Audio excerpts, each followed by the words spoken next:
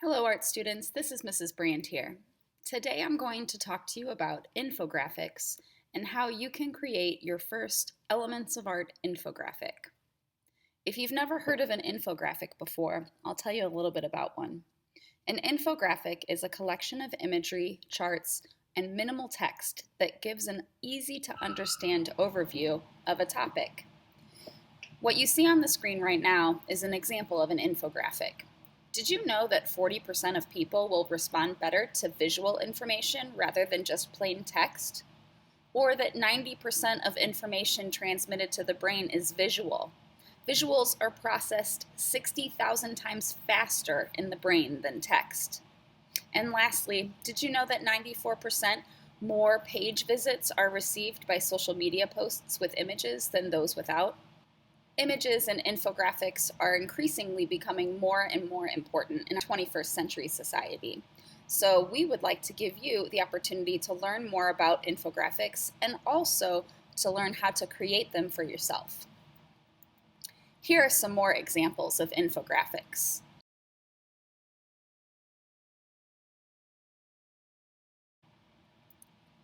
So what are we going to do today with our knowledge of the elements of art and infographics? A template for your infographic has been shared with you on the Google Classroom assignment. The first thing we need to do is make a copy of that Elements of Art infographic template, and then we can do things like change fonts, change the background, and add in our definition as well as an image to show what that element is. So let's get started. While working on your Elements of Art infographic, it's important to have this presentation open. For one, it includes the instructions for what needs to be included in your Elements of Art infographic. Two, it includes the definitions for each of the elements of art on one single slide that you can copy and paste from. And three, it includes an advanced example of what your Elements of Art infographic could look like. So let's get started. I already have my template open, and what you'll notice is when you open it, there's a blue View Only button. So far in our art class, we have been sharing templates with you that when you open them, they automatically say your name at the top. But sometimes a teacher might not share a template with you in that way. Sometimes you'll see things come up as View Only. We want to give you the opportunity to understand how to change that so that you can use the template that's been provided for you. When you open a view-only Google Drawings file or a Google document, the first thing you should do is click on File and then Make a Copy. It's going to ask you to title the Google Drawing file, and right now it defaults to Copy Of, but we should change that so it includes our name. You can put your first and last name or just your last name, whichever you'd prefer, or your first initial and your last name. But you want to make sure that I know that this one's from you. So I'll say Brand, Elements of Art Infographic, and I can remove the template word because this is now my infographic. If you look, it's going to save to your drive, which will be handy for when you need to try to find it later if you need to work on it the next day. So let's go ahead and say OK. So here's the copy that I'm able to edit, and I can just close out the template that was view only. If I go back to my instructions, I can see that the first thing I should do was to make a copy, and now it says to use different fonts. Well, if I look at what is listed on here, I can see that it tells me line, color, shape, texture, space, form, value, and also says the elements of art. So I'll go ahead and start changing some fonts and see what I can find. If I click, I can select everything, and then now I can look at some different fonts.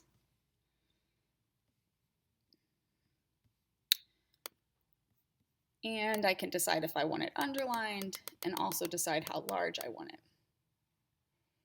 Since this is the title of my infographic, I'll make it a little bit bigger. Now I'll move on to line.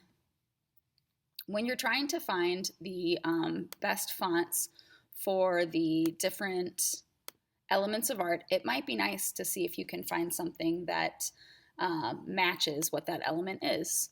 So if I zoom in, you'll see that this particular font is made up of lines, which is kind of cool since I'm talking about line on this one.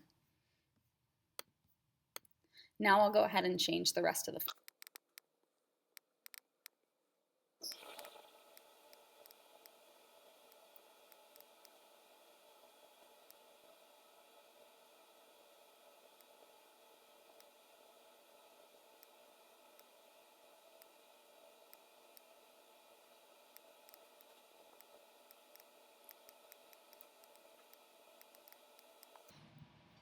Okay, so now I've changed all the fonts for every different element of art that's on my page. Let's see what the next step says. Now I should create a background on my Google Drawing file. Well, in order to do that, I can two-finger click or hold down Alt and click on the background, and then I get this submenu that says background. I can choose between solid or gradient. I think I want to create a custom gradient. And I think I want this to be a series of grays.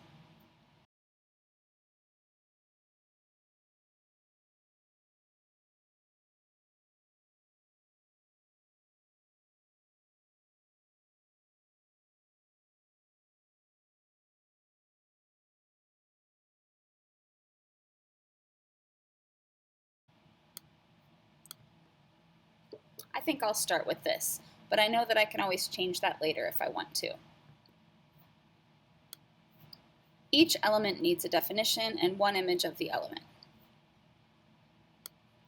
So I think I'll put my definitions in now. I can grab this text box and I can create one here.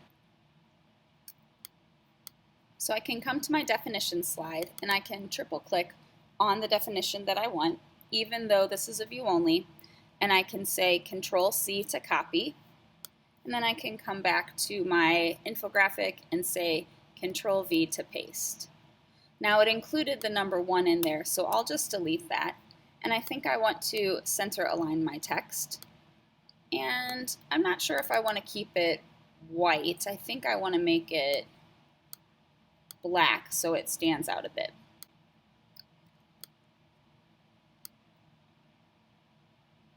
And I'll move it so that it looks sort of centered below the word line. Now I'll add a definition for color.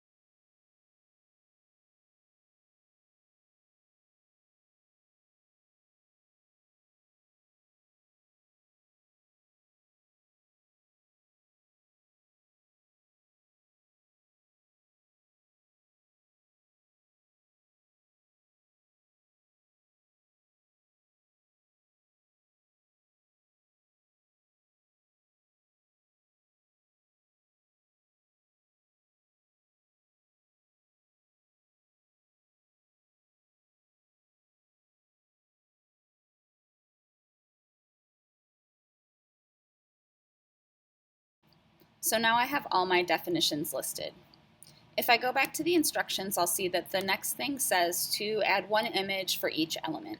You can add more than one image if you think that they'll fit, but I think I'm going to stick with one for my example.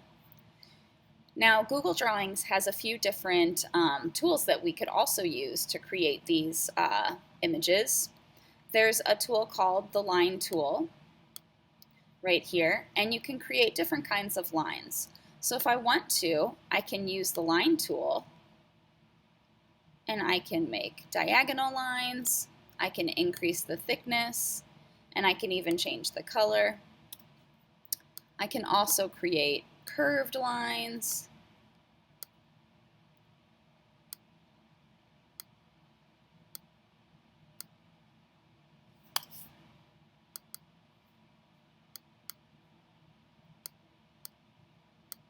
and change the thickness. And then I can even choose a scribble option to make my own style of line.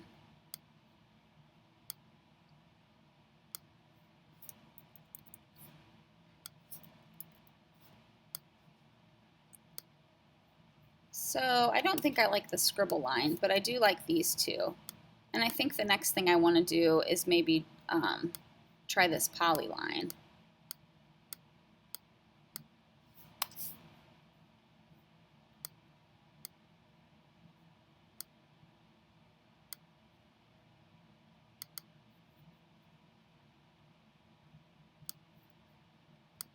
Now the other thing that's nice with line is that I can select it and I can also change it to a dashed line or a dotted line.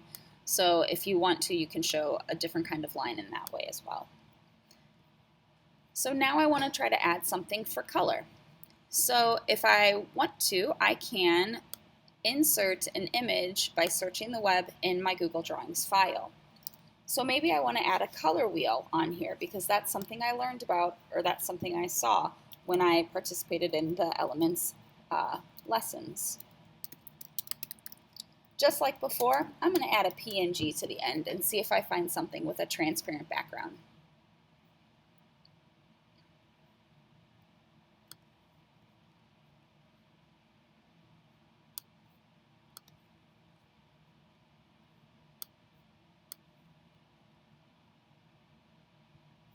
This one looks really good.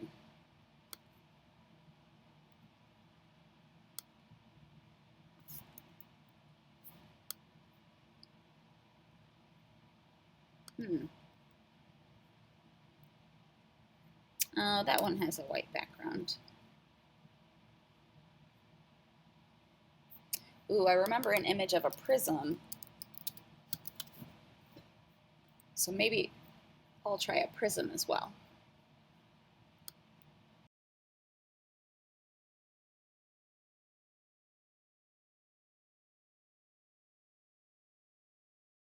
Okay, this one's pretty neat too.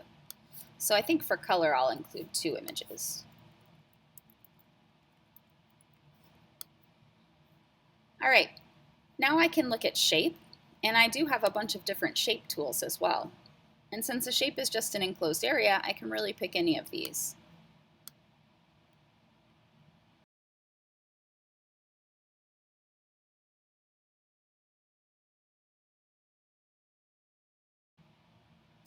Now remember, shapes can be organic as well. So I think I want to put a shape in that's not necessarily a geometric shape that we could name. Maybe I have room for one more.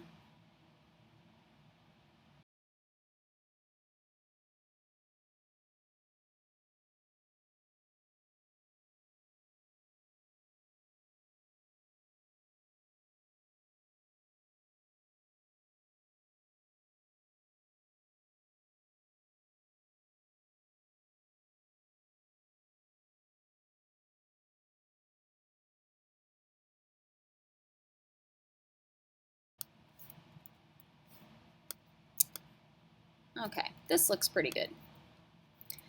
Now texture, we learned that texture can be actual or implied, so I can try to see what happens when I search texture example. Oh, these are pretty interesting. So these are things, that's a brick wall. We know what a brick wall would feel like.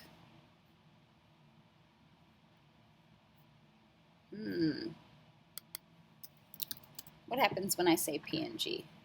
Oh, I don't really like these.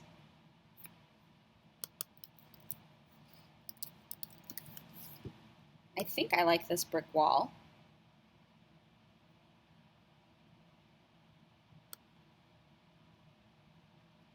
But maybe I'll look and see if I can type implied before it and get something that's drawn.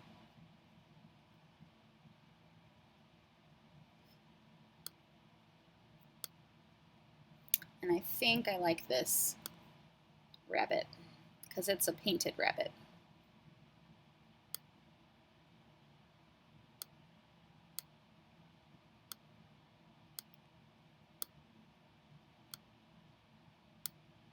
And now I have an example of both an actual and an implied texture.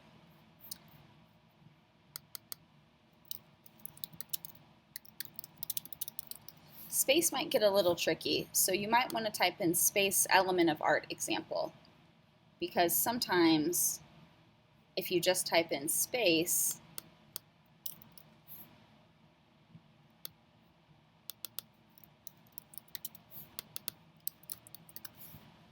you're going to get outer space. And I didn't really see anything when I typed in space element of art that I want to use. And sometimes the search feature that you have in Google Drawings isn't as good as actually opening up a new Google tab.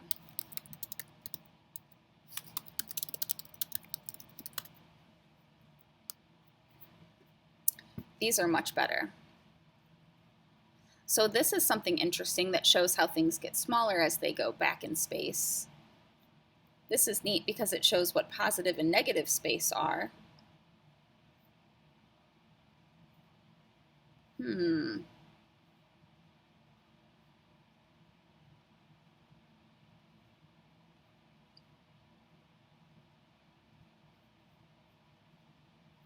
I think I like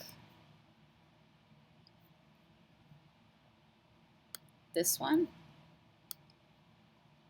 So I'll copy it and paste it.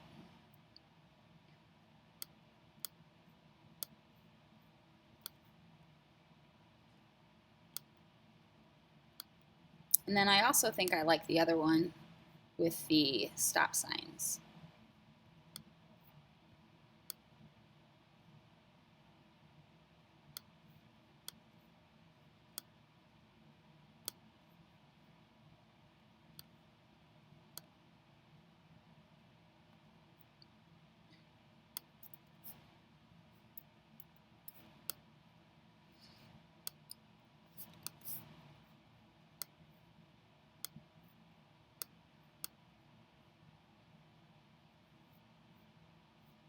I have 2 elements of art left. Let's try form.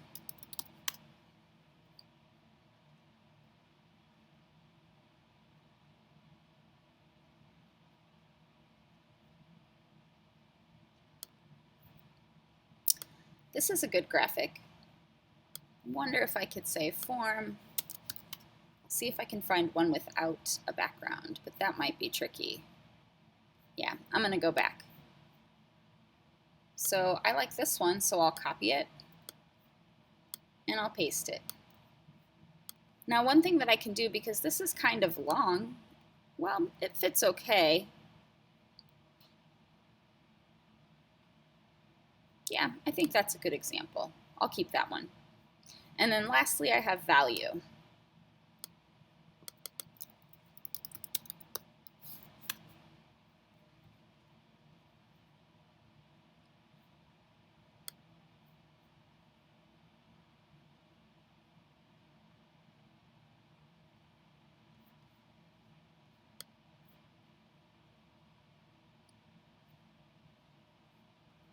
I kind of like this picture of the apple.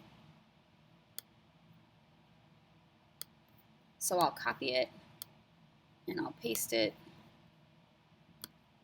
But now I have another idea. We talked about light source when we were doing our drawing together in class, so I think I'm going to add a light bulb in here.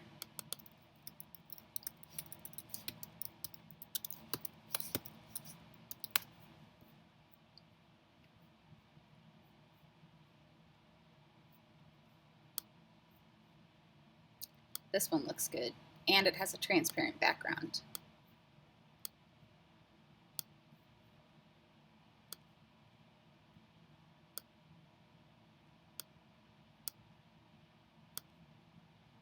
So I'll make this small. I think I want to turn it upside down. And just so that people know why I put it on there, I think I'll add in an arrow.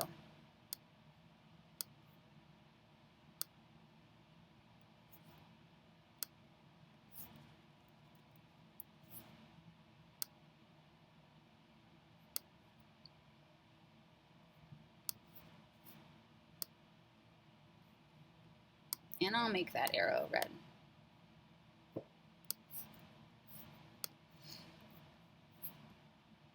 Now, one thing you can also do is see if you would like for all of your items to have some format options like a drop shadow. What does that look like? Sometimes drop shadows can just add a little bit to everything. And I think I like that. I think I like how the drop shadow looks behind the text as well. And the last thing I want to do is maybe change the color up.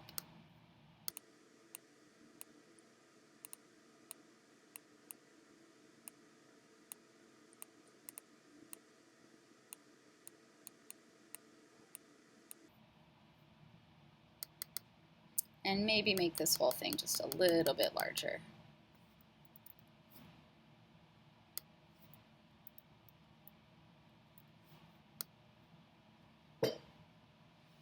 And there you have it. There is my Elements of Art infographic. The next thing I need to do is make sure that I attach a copy of this to, or that I attach this file to my Google Classroom assignment. So if I look at the instructions, it says add it to the day 4 and 5 assignment when complete. So in order to do that, I need to open up my Google Classroom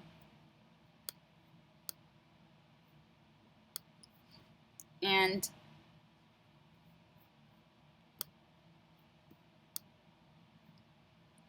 the day 4 and 5 assignment isn't quite available yet, but I'll show you an example of what that would look like on a different assignment. You can say add or create, go to your Google Drive, and it should pop up as the most recent thing that you just created. And then you can attach it to this assignment. Please let me know if you have any questions by emailing me or commenting on your Google Classroom assignment. I hope you find this tutorial helpful. Thanks for watching.